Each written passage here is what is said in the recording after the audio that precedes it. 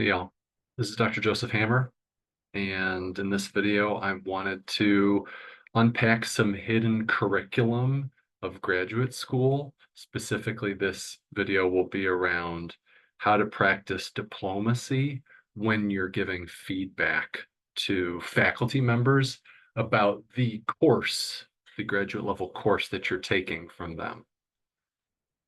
And certainly there are many different things you could give people or faculty feedback about, but this video will be tailored specifically to the context of giving feedback about a course. So first of all, why is it good to be diplomatic in how you give this feedback? First, being diplomatic is a way to show respect, recognize the humanity of the person who you're giving feedback to. And it's a way to do good and to not do harm, right? Being diplomatic helps it land well. It also helps you build a good reputation as a professional, because generally, in my experience, people want to work with other humans who are diplomatic, who see their humanity, who approach them as team players, who are reasonably nice. That helps build a good reputation. So being diplomatic in how you give feedback to faculty in the context of courses can show them these good professional qualities of yourself. And it can help grow your reputation as someone who's able to give both praise and constructive criticism, but in a way that can be received really well and that respects the humanity of the person you're giving it to. Third thing is that by building a good reputation, being diplomatic, and helping people feel held and respected by you, it naturally gets them more excited to want to help you as you progress through your career. Write you letters of rec, put in a good word, refer you to opportunities, right? It's giving people who are really diplomatic in their ability to give constructive criticism, especially, it can really leave a great impression on somebody and say, hey, this person is able to have a hard conversation, but do so in a kind way. And that can only help you as you seek to move through graduate education in psychology, because in many ways it's a small world, and so your reputation is very important, and we all need the support of the people around us to help progress. Before I talk about how to give diplomatic feedback, I want to create the context. I want you to know some of the hidden curriculum, some of the unspoken rules and knowledges that inform the advice I'll give in a little bit. All right. So this is to give you a glimpse into how a lot of professors can think. And I don't speak for all professors, right? I'm just speaking for myself in terms of how I see things. And generally, this is congruent with what I hear from other professors in psychology and beyond. Okay. So some things to understand is that first, there are a number of power holders and entities who we have to keep in mind their requirements when we're designing a course that we're teaching. And so we've got regional accreditors, we've got national accreditors like the American Psychological Association for in psychology, for applied psychology, health service psychology programs like counseling psych, clinical psych, school psych. We have to think about the licensure boards of the states in which our students may want to get licensed. And so for us here in Kentucky, that would be the Kentucky Psychology Board. And then departments and colleges and universities have their own policies, and the regional accreditors that accredit universities at the university level also have their own requirements. And so sometimes some of the design decisions about how a course is set up, the way that why do we have certain activities? Why are we assigning certain assignments? Why are we grading in this way? Why are we keeping track of attendance and giving points for that? Why is there need to be a late work policy? Why is this professor delivering in this certain mode of delivery or setting it up in this way? All these attributes, all these decisions you have as a professor, sometimes our decisions around these things are driven by making sure that the way we've structured the course will not get you in trouble when you try to get your degree, when you try to get licensed, when you try to get a job. We want to make sure you've been trained in the way you need to be trained to please these power holders. And we're not saying that these power holders' expectations are optimal or equitable, because oftentimes they're not.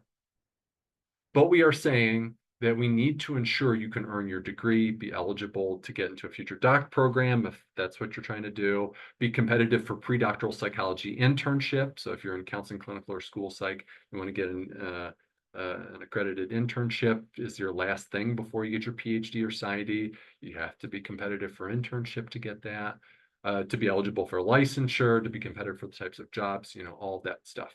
We need to make sure that what we're teaching and how we're teaching it will permit those good things to happen for you. And there's always room for opportunity, for advocacy to help change some of these policies and systems and to persuade these power holders to adjust their requirements. And you can do this advocacy and solidarity with other students and faculty, and that's good and should be done. And while those advocacy efforts are ongoing and the fight continues, in the meantime, we need to make sure you can graduate and get a job. So there are some things we need to be sure you can do so that you can get a job and get money and be able to buy food. Okay. So that's the first thing. We appreciate it when students recognize that sometimes our choices as faculty members and how we structure or teach a course are sometimes dictated or constrained by the demands of these power holders. Okay, important to bear in mind. And it's hard for you, especially if you're listening or a new student, you may be unfamiliar with what those requirements are, right? And so you want to practice a curiosity around what those might be. I wonder if this pedagogical decision that this professor's making is because of the requirements of these entities. Another thing is that different students want different things. The preferred learning style, or what types of readings they want, or what sort of activities. Different students want different things. And students can vary in their degree of current critical consciousness, their awareness of systems of power and oppression, their current like diversity awareness, and their knowledge and skills related to psychological science and practice, the learning style preferences, their cultural preferences regarding how a learning environment should be constructed and conducted, right? Different students have different preferences around this. Of course, we're all different human beings. And when you tailor the environment to one type of student, it can make it less well tailored for other students' preferences. So naturally, the challenge and part of the joy and the fun of being a professor is finding the healthy middle way, finding a way that how we have structured a course environment can generally meet people's needs, everybody's needs reasonably well, while knowing that it's not going to be probably perfect for any one person, because the more you tailor it to one individual, the less likely it's going to be a good fit for other individuals. And so always, always, always, the course is going to be a little too boring for some people, while at the exact same time, the course content and difficulty is going to be too difficult for some other people, right? Because you have varying exposures and experience levels and skill levels to work with that group of students, right? And so it's, as professors, we're seeking to be good enough teachers. We're trying to set up a good enough course, just kind of like how they talk about in the research about parenting. The data suggests that kids don't need wonderful, perfect parents. They need good enough parents. If you have good enough parenting and you grow up with that, you're going to be just fine, is what a lot of the science says. It's that threshold model, right? So I aspire, and I think a lot of professors aspire, to be good enough instructors, right? And so we appreciate it when students acknowledge the impossibility of tailoring the learning environment to everybody's needs simultaneously, because it's probably a tall order. Another thing, this third point, limited instructor bandwidth. So faculty sign a contract each year with their university that dictates what percentage of our effort we're supposed to spend during our 40-hour work week or whatever on research versus service versus mentoring versus advising versus teaching. So for example, if we look at a recent contract of mine, if my distribution of effort, all the things I'm supposed to be working on, if I'm supposed to do things that collectively add up to 100% of my effort, my allotted distribution for one of my main courses is 9%. So 9% of my 40-hour work week is 3.6 hours per week. So my contract suggests that I'm supposed to spend no more than 3.6 hours per week on a given course, because I have other courses I teach with their own percents. I have other service requirements. I have mentoring. I have research and grants. Those things have their own percentages. And so I have to be really judicious with my time. And so 3.6 hours, if I'm in the classroom as a graduate instructor for 2.5 hours every week, so 2.5 out of 3.6, that only leaves me with 1.1 hours each week to do everything else associated with that class, including any grading I need to do, responding to student emails, assisting students who weren't present with makeup work. And it does not even count the time we're supposed to spend developing and lesson planning for our course, which involves deciding learning objectives, developing a course schedule, identifying the topics to cover, finding the appropriate readings and videos to assign, designing lectures and activities and discussion questions, coordinating with guest speakers, coordinating with other professors if the course involves student supervisors, developing systems for recruiting volunteer clients if those are involved in the course we're teaching, all of that stuff. And of course, it's most heavy the first time we do a new course prep. We're teaching a course for a new time. We've got to develop all that, though hopefully someone was at least willing to pass along their syllabus to us, though we usually don't inherit lesson plans from other people, unfortunately. And so all of that is there. And bear in mind that most faculty are paid to work from August 15th to May 15th. We're not paid to do work in the summer. We're not on contract during the summer if you're a 9-month faculty member. Different universities and different professors have it different ways. Some people are on 12-month contracts or 11 or 10. But for example, at big state schools like the University of Kentucky, being on a 9-month contract is pretty typical. So they don't pay us for labor to do labor in the summer, unless there are summer classes and we get added salary for that and our contract is different, right? But in general, most of us, we're not paid. Any labor we do during the summer is uncompensated. And naturally, summer and winter break is when a lot of us have to try to do that lesson planning for a course. It's where we've got to try to find the time. And so that's not even accounted for. So any work we do in the summer is uncompensated labor. And so we have incredibly little time, 1.1 hours a week, to devote to managing each course beyond showing up to the classroom and facilitating it. So that's not very much time, y'all, right? There are practical limits on how much time realistically we can invest in revising our courses, optimizing the activities, finding the best readings and videos to assign, giving wonderfully specific feedback on homework and submitted assignments, creating makeup assignments for people who didn't show up or had absences, meeting with students outside of class to troubleshoot issues with late work, and all that. So please don't be under the impression that faculty are incentivized structurally and given the necessary bandwidth to support to pour tons of time into developing and redeveloping our courses. And it's my opinion, given what I've just told you, that that's not true. We have pretty limited time. Our contract suggests we're supposed to be spending a very small amount of time on course management and course redevelopment stuff. Therefore, we appreciate it when students acknowledge our very limited bandwidth to create and run a perfect course, including implementing all the wonderful suggestions that students may be able to come up with for how we could change the course to do more or less of that. Any changes will take time. We have limited time.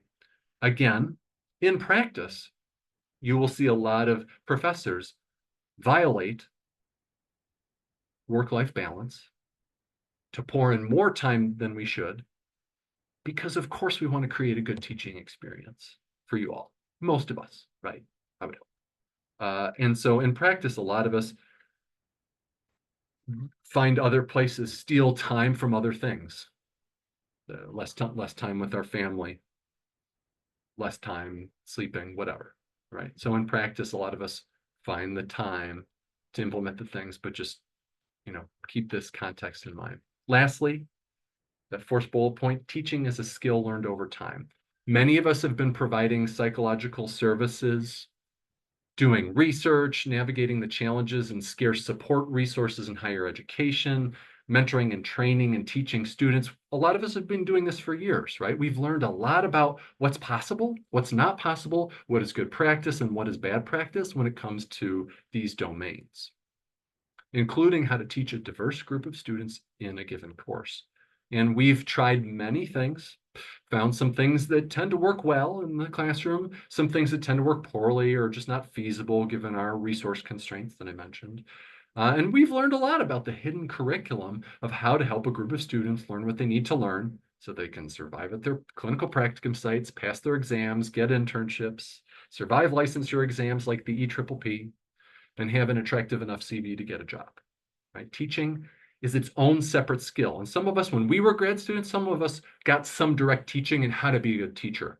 But for most of us, we didn't have a class like that. Not that one class would ever be enough. I took a class like that when I was at Iowa State, and it still wasn't enough, right? You learn so much on the job, and we iterate and we improve over time. And that's just how it is. So teaching is its own skill. It takes time to facilitate a good learning experience, particularly in the context of these constraints, disparate student learning preferences, and the scarce time that we have, especially at a research-intensive university like ours that very highly prioritizes us to be productive with research, where teaching is not necessarily the number one thing that we're incentivized to pour all our time into. Okay, so for that reason, we appreciate it when students acknowledge that there may be some truths about how to design and teach a course that students may not yet be aware of as people who are typically relatively new to the profession. They're typically not seasoned therapists yet. They've typically not yet had to design and teach their own course from scratch.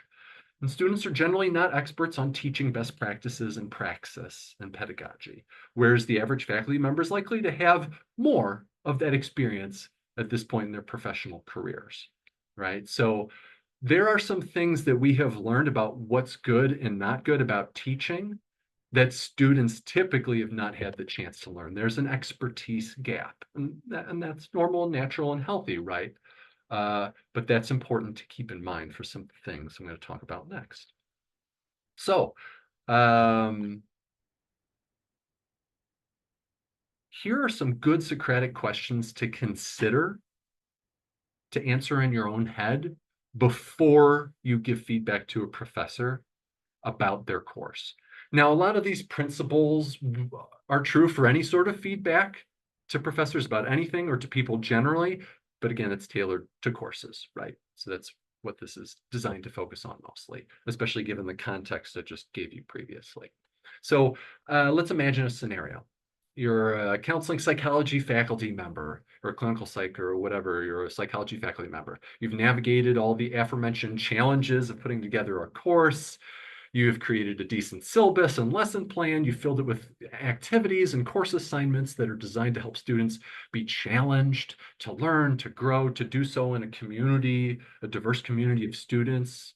You've worked hard despite the constraints I named previously to try to create a good experience. And you know a thing or two about good versus suboptimal teaching practices, assuming you have a few years of experience. And you've probably experimented for several years and learned a lot of things about how to teach well and how to make sure what you're teaching and how you're teaching pleases those accreditors and the licensure boards and internship sites, all that, right?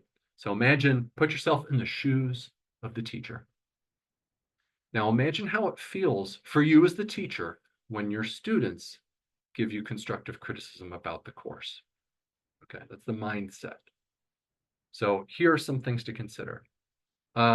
Firstly, the golden rule. If you were this professor, how would you want to be given feedback? right? Golden rule is always a great rule of thumb. How would you like it to be shared with you? What would feel good? What would help you feel respected in your humanity? Versus less respected in your humanity in the way that feedback was given, right? Great question to ask first. Second question about content. There's so many different things about the course. There's stuff about what assigned readings and videos there were, how people grade assignments, how people craft activities, how they facilitate class discussions, what professors wear when they come to teach, how they wear their hair, how they speak, whether they use cuss words or not. Um, all of these different things, when I have read my own teaching evaluations or received verbal evaluations or talked with other professors about what sort of feedback they received, students have commented on all of that stuff. And it could be said that some things are probably more appropriate to give faculty feedback on, and maybe there's some things that are off limit, like the way a person speaks, for example, that may not be appropriate. It could be culturally insensitive in some ways, right? So you want to think about this thing I want to give them feedback on. Does this feel in bounds? Is this appropriate? Another thing related to content is, who should I be giving this feedback to? Who has the power and responsibility for this thing? So for example, I teach EDP 708, which is a let me help you apply to pre-doctoral psychology internship. And internship applications are due typically in November, often. And so it's a pretty tight timeline in helping them in August and September and then into October to get all these materials in time and then to prep for stuff.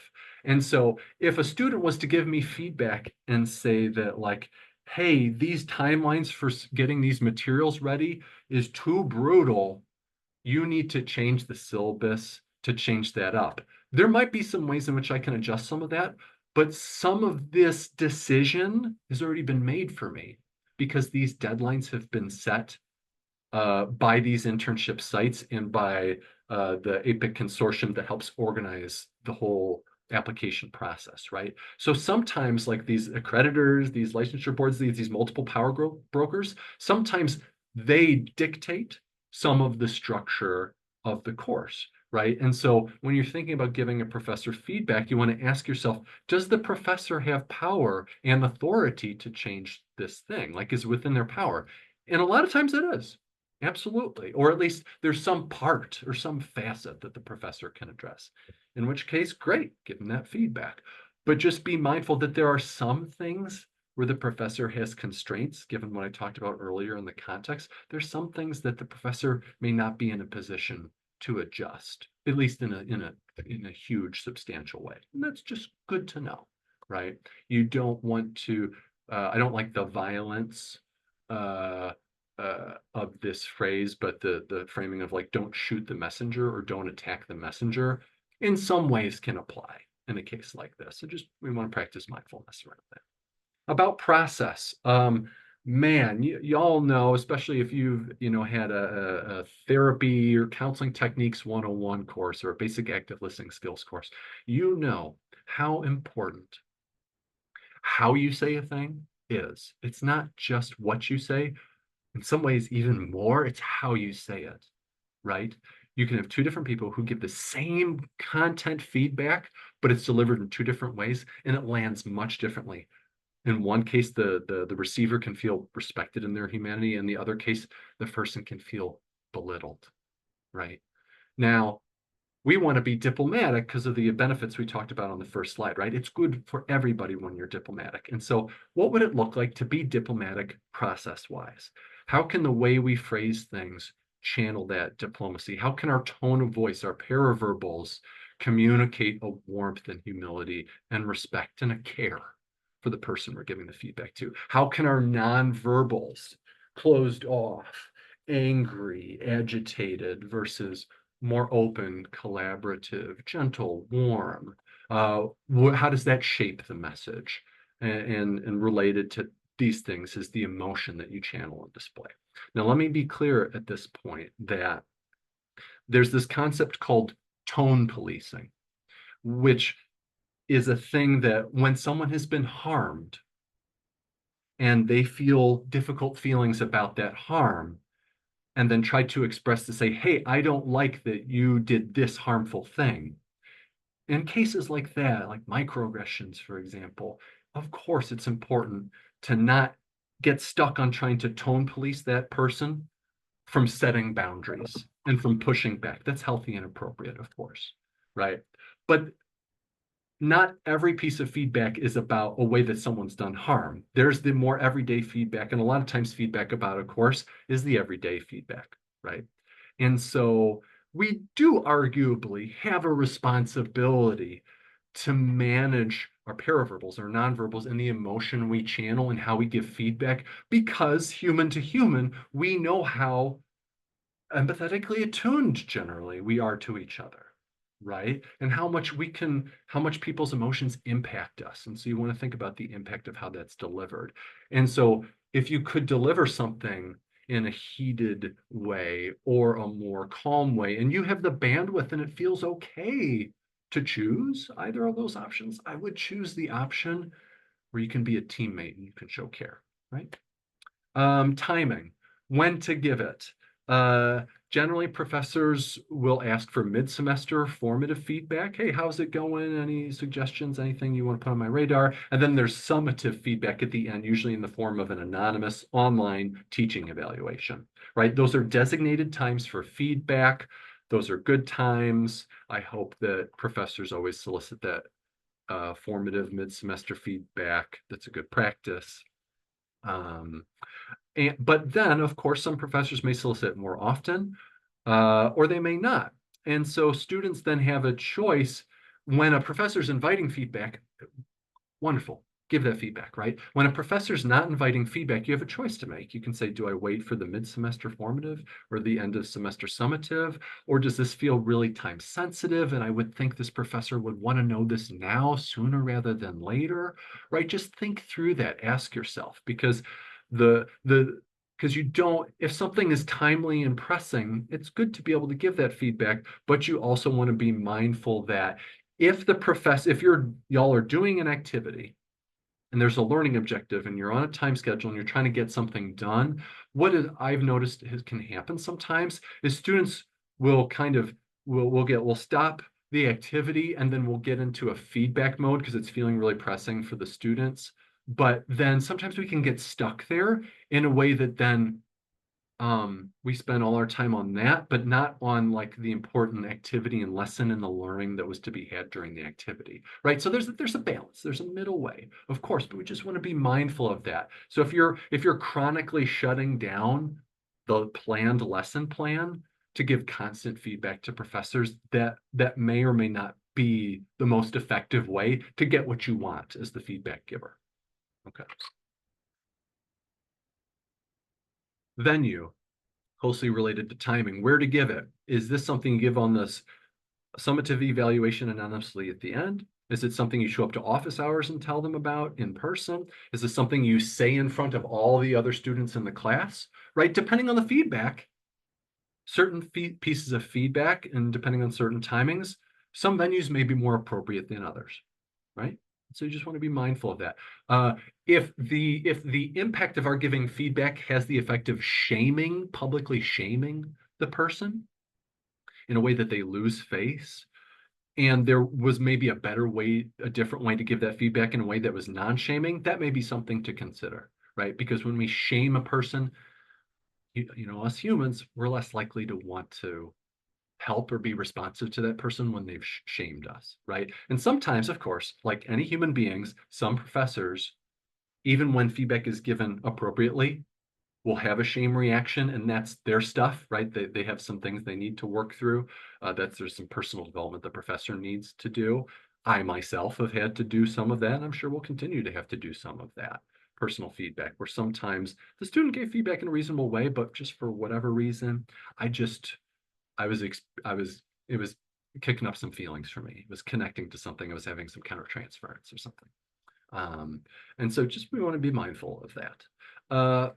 Stance. This is related to your professional experience. So when you're giving feedback, are you giving feedback from your lived experience as a student in the class in your positionality of like, hey, just so that you know, this is how this happened to land for me as a student learner, right? Is that the mode? Or are you channeling and imbibing and effusing and portraying yourself as a professional expert in teaching or the subject matter? And for some of you, you may be because of past experience, or you're a non-traditional student who's had time to have a lot of experience, or you were a K through 12 teacher or something like that, or whatever. So, for some of you, you may have professional experience, but for a lot of students, they don't have the professional experience yet compared to the professor, right? They have the lived experience, but not the professional experience. So the phrasing, to go up a few bullet points, you want to make sure the phrasing, the way you're couching your feedback is aligned with whether you're speaking from a lived experience place or professional experience place. And you don't want to do the no of speaking as if you're an expert when you're not a professional expert on teaching pedagogy, right? That can come across in a way where you will lose credibility and reputation. And I'll say a little bit more about that later. Uh, Fuel. So this is important. This is a very psychology thing to think about. So what is driving my urge to give the feedback? This is really useful to think about. And I have a little thing prepared here. It's kind of a series of mini Socratic questions. So there can be different reasons why we want to give a person feedback. It can come from a place of, oh, I see they harmed me, or they're harming someone else, and I feel the need to reduce or address that harm. It could be like, oh, uh, the professor probably doesn't realize that like this is really, I get the sense that for me and several other students, this is not working well. This isn't not helping us learn. And so I don't want them to waste their time. I want them to know so they can think about a potential course correction, whether with us or next time they do this next year with a different group of students.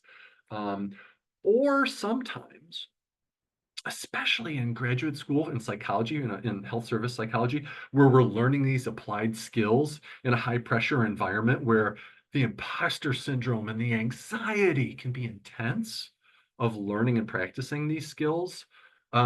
Sometimes it's our anxiety talking.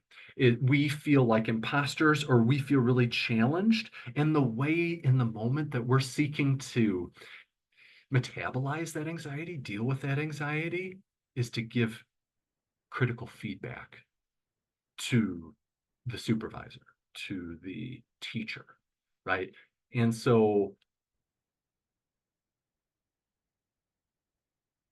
that anxiety is important to hold mindfully, right? Because you don't want to give feedback primarily because you're feeling anxious and feeling that imposter syndrome, right? Those are misaligned things. Like there's a more direct way to manage and a more healthy way to manage that anxiety.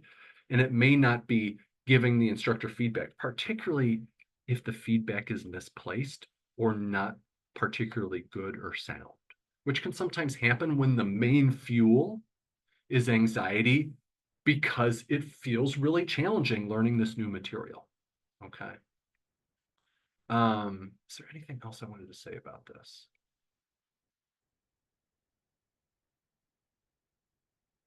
Yeah, I think that's good. Okay. An impact there. How do I show respect, humility, contextual understanding? So we want to figure this out because these are good things to do. You want to show respect for the person's humanity. You want to, because you, especially usually you're not a professional expert on teaching, you want to channel some humility. And given all the contextual things and the constraints on professors and our bandwidth and stuff, you want to have some contextual understanding of that, right? How do you show them in what you say and how you say it that you get the context, you understand the larger context and the challenges, and that you respect them and that you wish to show humility, right? Okay, so you have all the context. And so here's the punchline. Here's the principles of diplomatic feedback. Uh, first, answer those Socratic questions, right? Think through that stuff. That will help you decide whether you give feedback, how, when, where, all that, right? So is this the right time? Is it the right venue?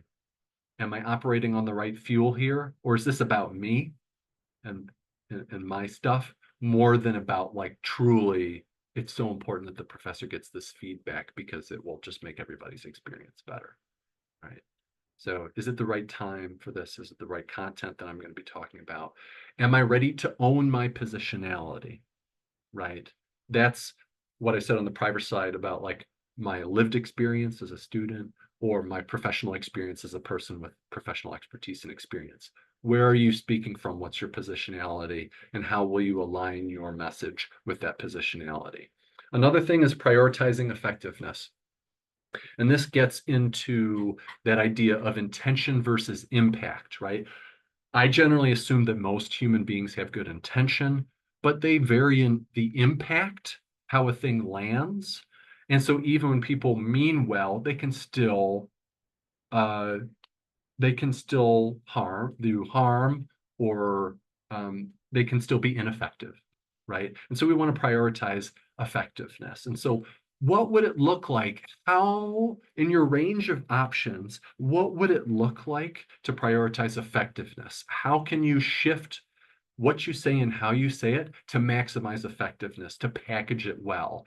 And so if the goal, because usually the goal of feedback is to help something that's not quite right get better, right? It's to help address a thing, improve a thing. And so if that's the goal, you want your feedback to lead to good change.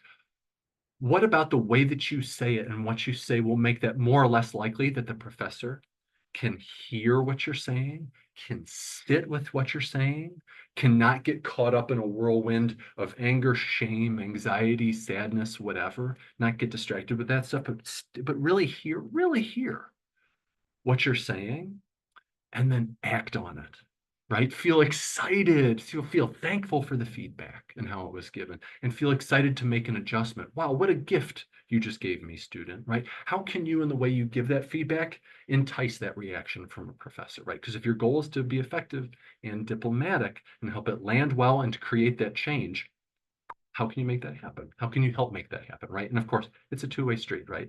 Both parties have a responsibility here, right?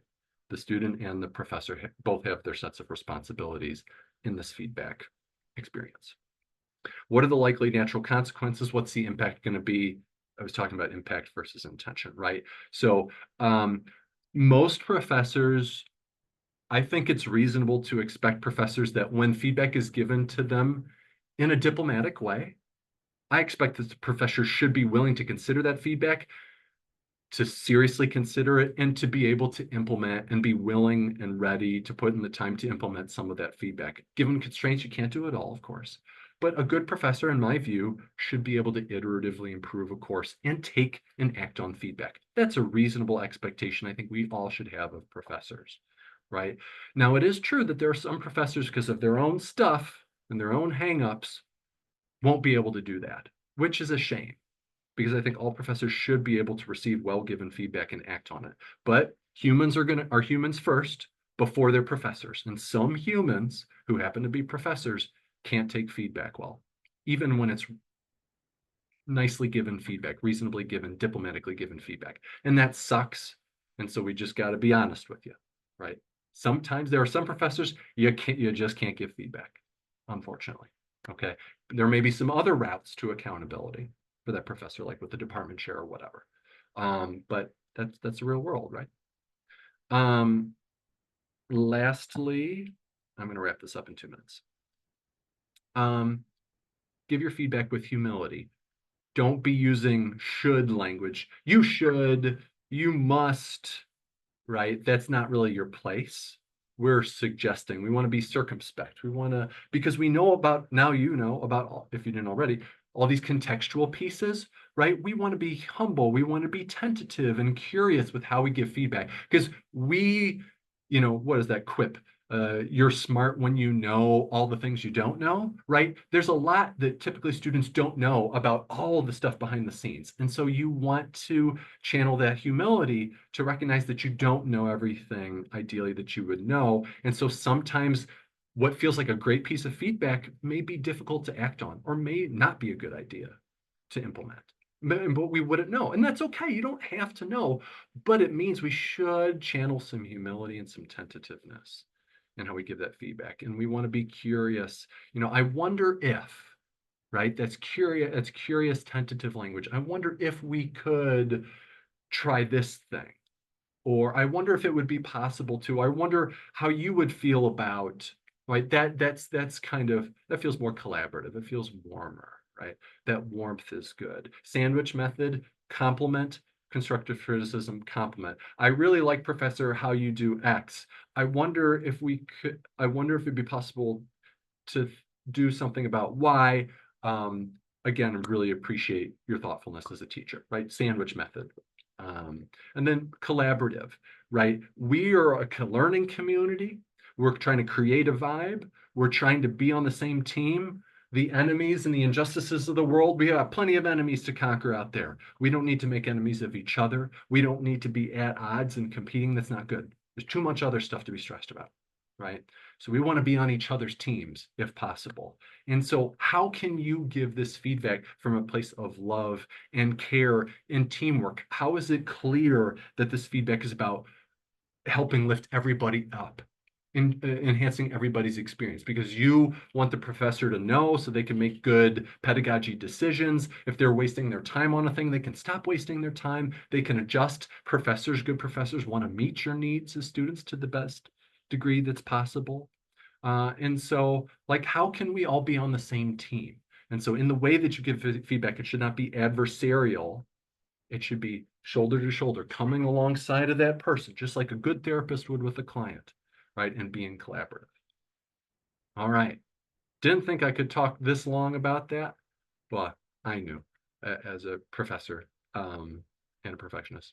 But I hope this video was helpful, definitely on the more in-depth side. But I hope that this context and perspective and framework helps you enhance the effectiveness and diplomacy of the feedback you give faculty and instructors about their courses going forward. Thank you for your time. I've got a lot of resources and other on my website, drjosephhammer.com, including a lot of stuff for getting into psychology graduate school and exploring careers in the mental health professions. And I've got a lot of other videos on my YouTube channel, so please check those out. I hope to do more hidden curriculum videos like this coming up here. And so appreciate a like and subscribe if you can spare it. And thanks for your time.